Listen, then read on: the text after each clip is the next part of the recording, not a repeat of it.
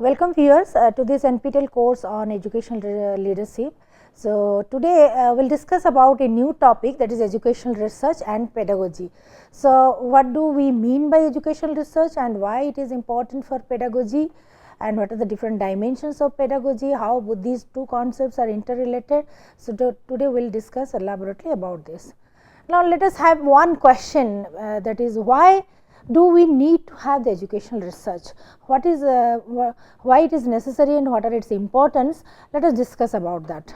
So, primarily there are two reasons. One is the development reason, another is the accountability reason. Development reason is that like as a result of educational research, we are likely to bring the development in the society. That means the educational research results in bringing the development both at the individual level and the social level and at all levels of education and the professions, and as well as all across the groups. So, educational research, the outcome of educational research is that the development, it brings development in the society at different levels. Second thing is that accountability, another aspect is accountability.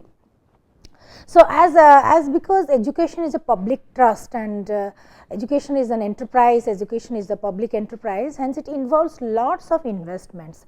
So, lots of investments in terms of not only money, taxpayers money, but in terms of time, in terms of human resources, in terms of infrastructure, in terms of other resources as well. So, as because it involves a huge amount of public money and investments, etc., hence we are accountable to, we means the people who are engaged in education, in industry, education process, educational institutions, or we the professionals who are the part of education sector. So, we are directly or indirectly we are accountable to our stakeholders and to the society at large. So, these are the primary reasons, the development, as because it brings development, and second is that as it involves huge amount of public money and investment, hence we are accountable to the society and the stakeholders. So, for that reason we the educationists, we the educational professionals, we the teachers, we the educators, we the students are bound to do educational research. Then another thing is that education is who we are and what we do. So, that is how we need to answer the deliverables of our education system, the deliverables of our curriculum, of our pedagogy. So, and we have to give explanation, we have to give the justification for what we are and what we are doing and why for we are doing, for whom we are doing. So, we have to answer all these questions.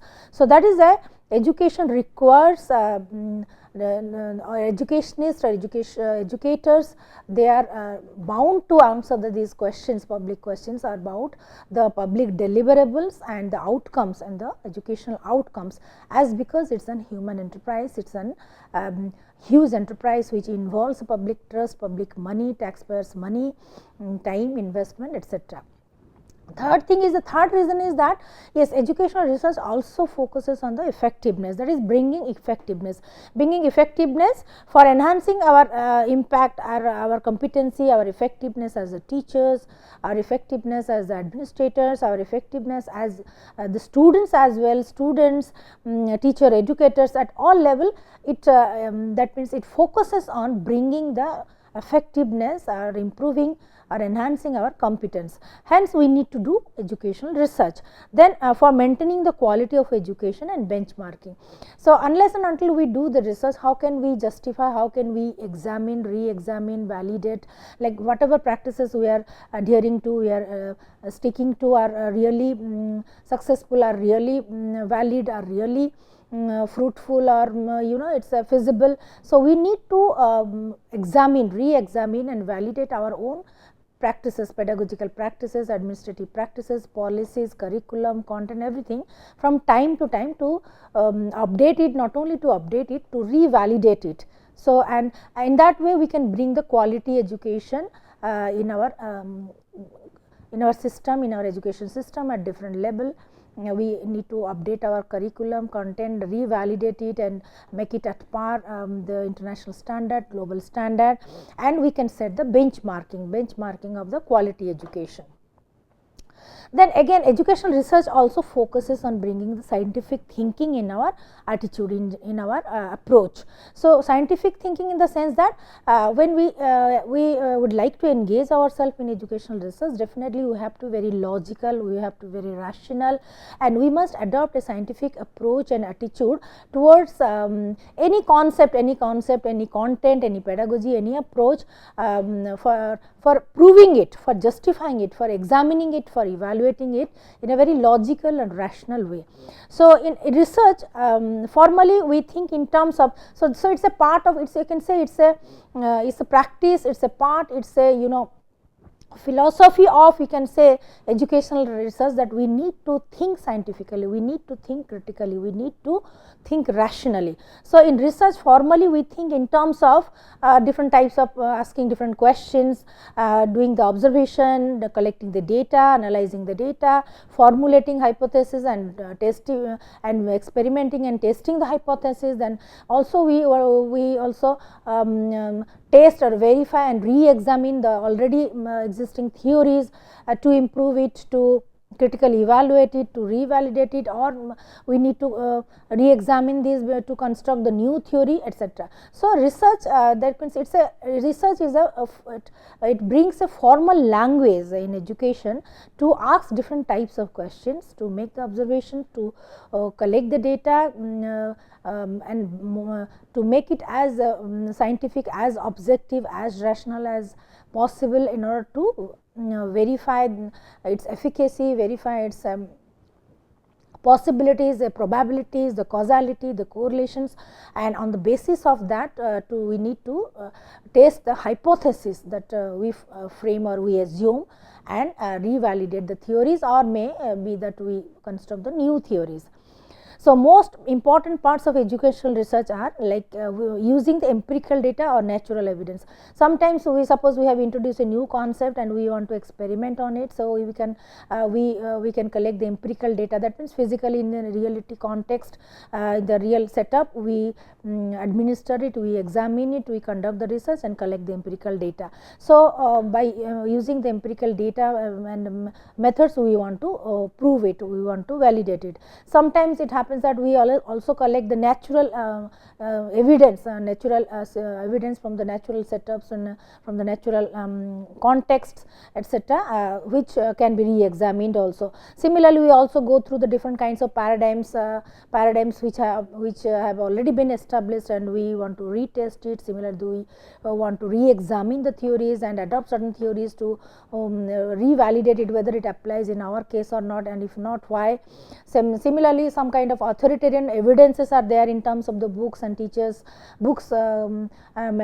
resources, materials, and the teachers, those who have been practicing the things for the long time, and the professionals, concepts, their practices, their theories, etc. So we use this kind of thing, like in terms of collecting the data from the empirical source, from the natural source, from the different theories which have already been developed, and from the different authoritarian sources. Then again practicing the logical reasoning, rational thinking learned from, because as scientific approach to research, it advocates for adopting a logical thinking. Whatever it has been given to us, or whatever we have identified, we have conceptualized, we need to analyze it more rationally, more logically, by analyzing its sub dimensions, sub components, and trying to find out the pattern of relationship, etc. So you can say logical thinking, rational thinking is the basis of educational research.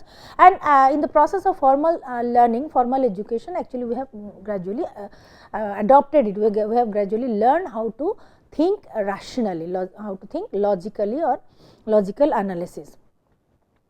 So again educational research also requires to possess a skeptical attitude. What is skeptical attitude? That is to be very critical in the sense that not cynical, but to adopt a critical thinking approach, like constantly questioning, examining the evidence, placing the arguments, having the dialogue, and trying to prove the methods in different situations, then trying to find out the reliability of the findings, and whether these findings can be generalized in different given context or not. So, that is called, you can say, research aptitude, or the skeptical attitude, in the sense that to be critical, that means developing the critical thinking. So, you can say that educational research, it requires critical thinking and non-judgmental attitude. That means we should not have any preconceived notion or bias, like yes, it is going to happen in this way or that way. So, sometimes what happens, that is in research we do take the null hypothesis. Null hypothesis means it nullifies all our assumptions or preconceptions. So, educational research also requires critical thinking, skeptical attitude, in the sense that to evaluate, to question constantly, to examine the evidence, to place the various arguments, and non-judgmental attitude, without having any prejudgment, preconceptions or notions beforehand. So, basically what are the purposes of educational research? Primarily we can categorize into the 4 categories, like purposes like exploratory. So, sometimes we conduct the educational research which are exploratory in nature, in the sense that we want to gain more familiarity with the topic, discovering its various dimensions, planning more structured research. Like suppose a new concept has emerged in the field of education, like suppose personalized learning, a personalized instruction, or you can say critical pedagogy or innovative pedagogy, or any kind of terminology which we were not familiar with, and it has emerged in the 21st century curriculum content or the educational context. So, then if you would like to do the research, further research on this concept, we need to explore it, explore the concepts, explore the existing theories, explore the empirical works done in that field. So, for gaining familiarity with a new topic, new concept, or discovering its various dimensions, we can also engage ourselves in exploratory research. So, second is that descriptive research. Descriptive research is primarily of narrative type, like when we are engaged in conducting historical research, or that means research, that means which has already taken place in certain disciplines, and we do not have any control over it right now, but we can explore it, that means in terms of narratives, what already exists in that domain. So, we engage descriptive research. Primarily the survey kind of research is descriptive research. Then third category is the explanatory research, that is taking one step further. That means maybe that the concept has already been examined, evaluated and validated at certain empirical context, but we need to further explain it, further examine it, re-examine it to find out whether it is applicable in our context or not, or can it be generalized or not, or to what extent it can be generalized. So, for further explanation, or you can say moving one step ahead or going further, we can also adopt the explanatory approach to educational research.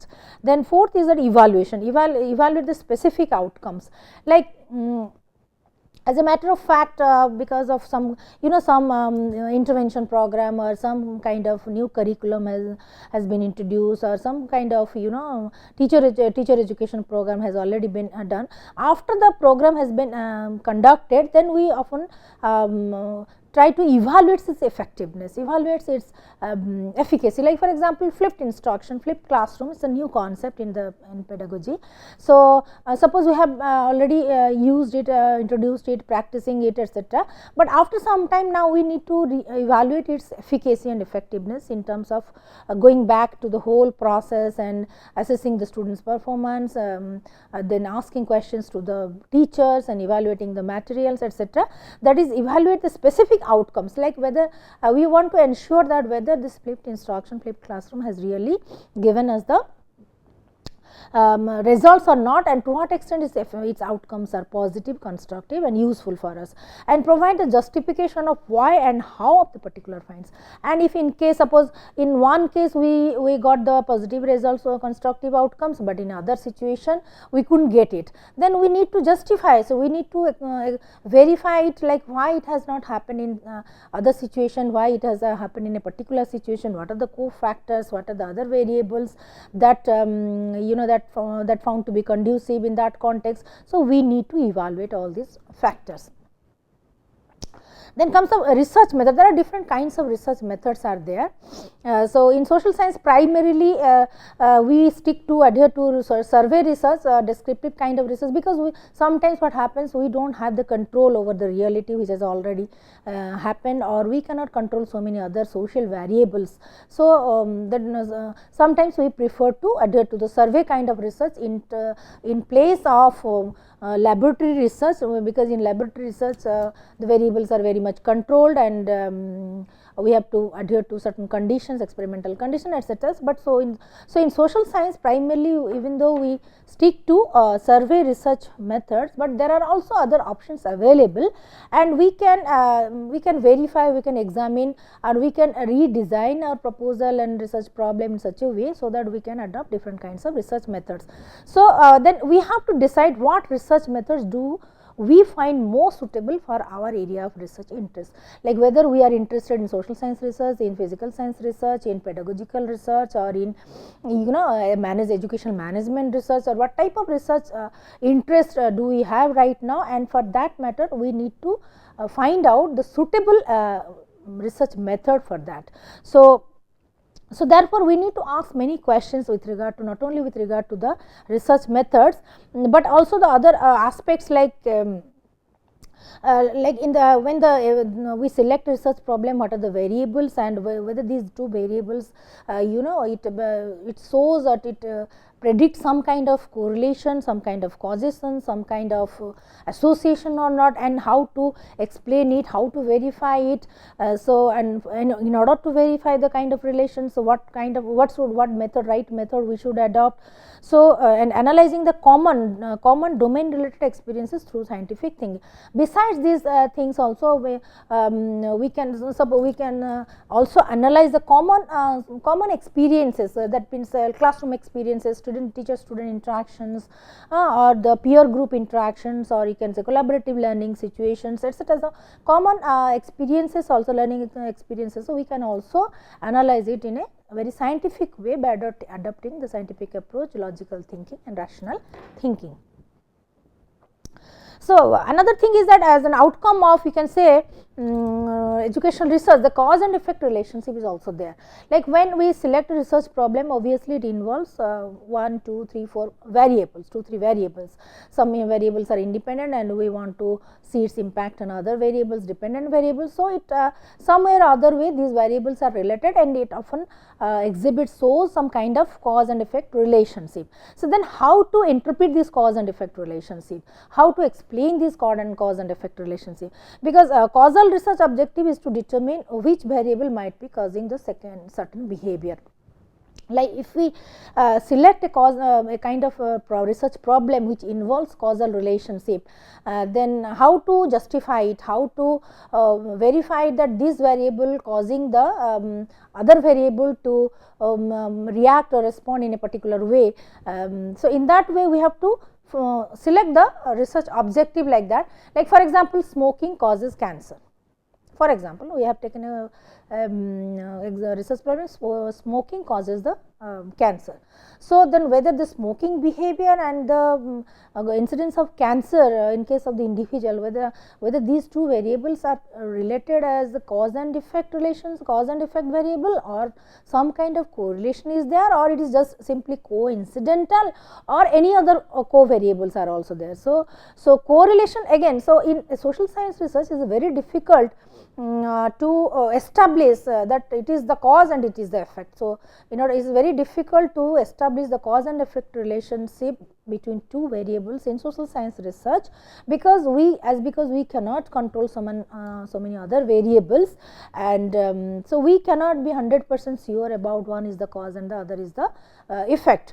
So, rather we assume some kind of probability of occurrence. What is the percentage of probability of occurrence or co-occurrence of these two variables? Hence, you can say correlation is a better measure of association. So, correlation is a better measure of association that tests whether the relationship exists between between the two variables. So, in that case, as because we cannot 100% sure enough to prove the cause and effect relationship, they are better we try to find out the correlation. So, correlation, what is the degree of correlation? It is the whether it is 0.8 correlation, 7 correlation, or 0.05 correlation, or 1.0 correlation is the full correlation, false positive correlation. So, we better stick to the correlation method for finding out the association. So, possibly in social science causality cannot be proved, but only probability of occurrence takes place, like what is the percentage of likelihood that these two variables occur or co-occur together. So, however, for establishing the causal relationship, like we intend to find out the cause and effect relationship, like for example, suppose the teaching method like traditional teaching method, flipped instruction method, and its relationship to students learning outcome or the students achievement. So, if you want to strengthen want to find out the whether this causes the good impact or that causes the good impact, and whether these two are causally related to each other. So, in order to establish a causal relationship, we need to do further kind of analysis, like what are these things. So, we need to conduct the time series studies, that means we have to engage ourselves in longitudinal studies for a long period, for a long time we have to conduct the same experiments, similar experiments again and again and again. So, time order series experiments, that is the cause must have occurred before the effect.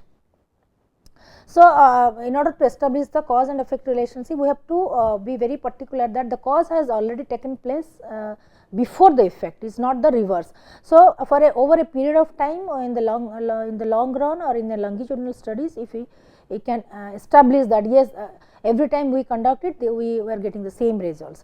Similarly, another technique is covariation, like as we have already discussed, like in social science research we cannot control so many covariables, other variables. Hence, here in order to establish this cause and effect relationship, then we adopt some statistical techniques, some statistical analysis to eliminate the other variables influence and to further establish the relationship between these two variables, cause and effect variables. So, that is called the covariations, that is covariation to find out the statistical association, like the changes in the value of independent variable must be accompanied by the changes of the value of the dependent variable. If you try to observe the one independent variable's impact on the particular dependent variable, then we have to eliminate the other covariables influence, other covariables influence from that dependent variable through statistical analysis, that is analysis of covariance is also there. So, in that way, even though we won't be able to be 100% sure, but yes, we can adopt multiple methods and approaches to establish the cause and effect relationship.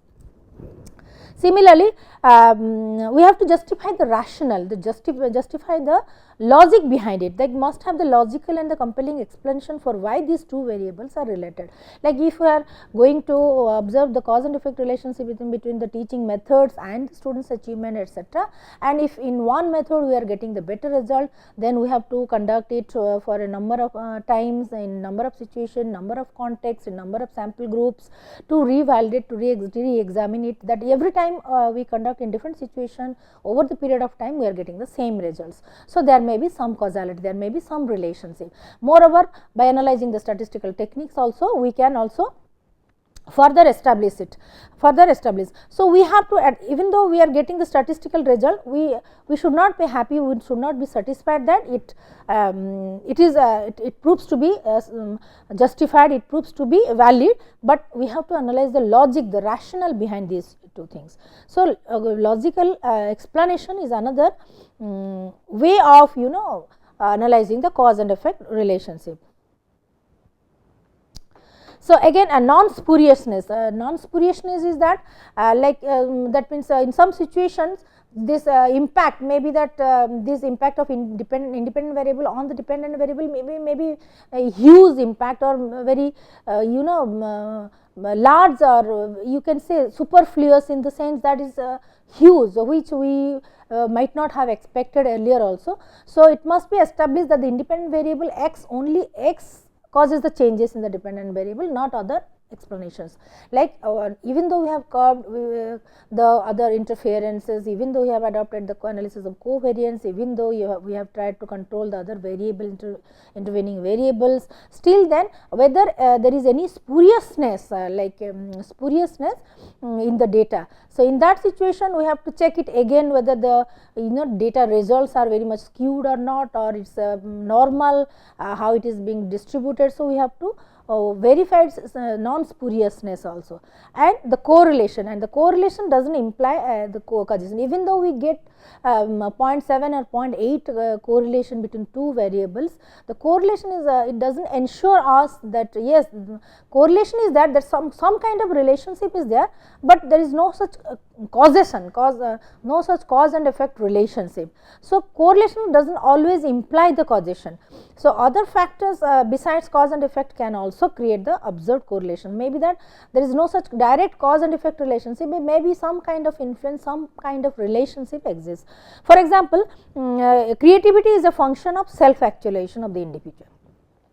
So, how to establish that creativity causes the self-actualization? So, creativity is the cause and self-actualization is the effect. So, we cannot establish a cause and effect relationship in this context. Yes, we can say that creativity and self-actualizations are highly correlated, and in a number of studies, in number of occasions, in number of situation, and with different sample groups, we are getting it, we are getting the results of the high correlation, but that does not mean that these are cause and effect. These are related because of the cause and effect relationship. We cannot answer certain variables, certain concepts are very difficult to establish the cause and effect relationship. So, second, then next is that choosing the methods of research.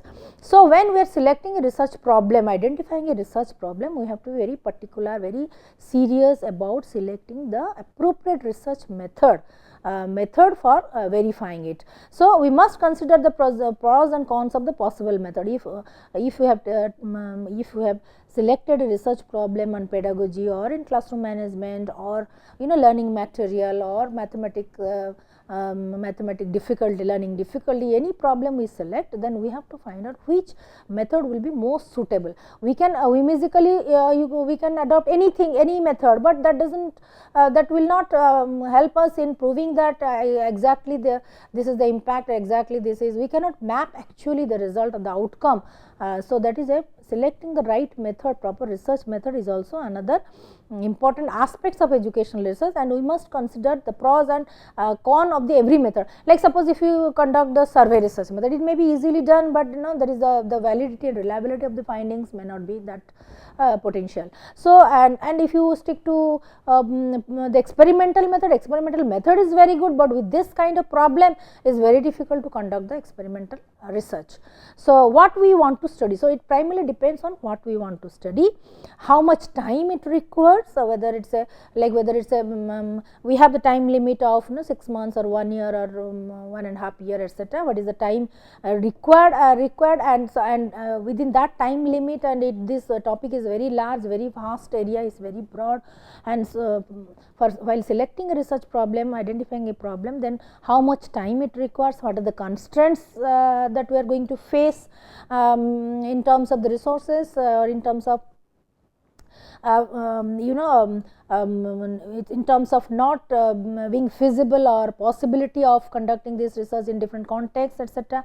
Then cost effectiveness, how much it incurs, how much cost, or in terms of the resources, in terms of the money, in terms of physical infrastructure, in terms of equipment, in terms of chemical, in terms of manpower, and while calculating whether it is cost effective or not. So, cost effectiveness, then set of assumption, and while selecting a problem, what are the set of assumptions we are making, and these assumption, and what do we predict whether it is going to be successful or not, or whether we are getting a particular kind of result. And even though our assumptions are going to be proven or successful, then in which way it is going to help us after investing so much of time, effort, money, etc., manpower, etc., what result it is going to give us, and how it will be helpful for us in different contexts, in our workplace or in our classroom, in our